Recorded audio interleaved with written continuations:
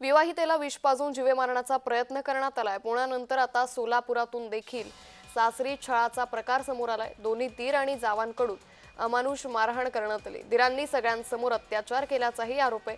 महिलेवर सध्या शासकीय रुग्णालयात उपचार सुरू आहे। हुंड्यासाठी पुण्यात वैष्णवी हगवणे या विवाहितेचा बळी गेल्याचं प्रकरण राज्यात गाजत असताना सोलापूर जिल्ह्यातील टेंभुर्णी इथं एका महिलेला दोन्ही दीर आणि जावांकडून अमानुष मारहाण करून जीवे मारण्याचा प्रयत्न करण्यात आला। या संदर्भात अधिक माहिती घेऊयात आमचे प्रतिनिधी रवी ढोबळे यांच्याकडून। रवी, सोलापुरातून ही धक्कादायक घटना, या विवाहितेला विष पाजून जीवे मारण्याचा प्रयत्न करण्यात आलाय, काय नेमकं प्रकरण?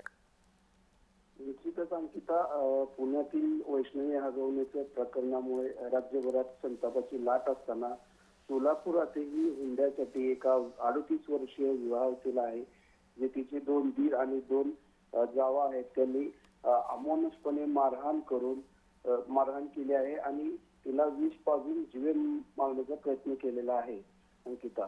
निश्चित रवी, मात्र प्रशासनाकडून किंवा पोलिसांकडून या संदर्भात तक्रार नोंदवण्यात आली आहे का आणि पोलिसांकडून पुढील तपास कशा पद्धतीने सुरू आहे?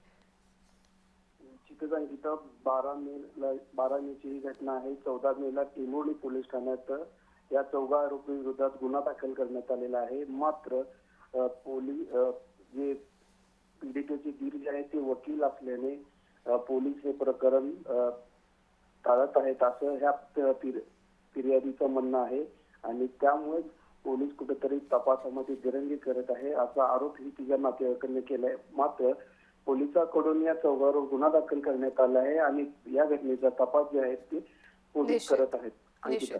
धन्यवाद रवी, आपण दिलेल्या सविस्तर माहितीसाठी।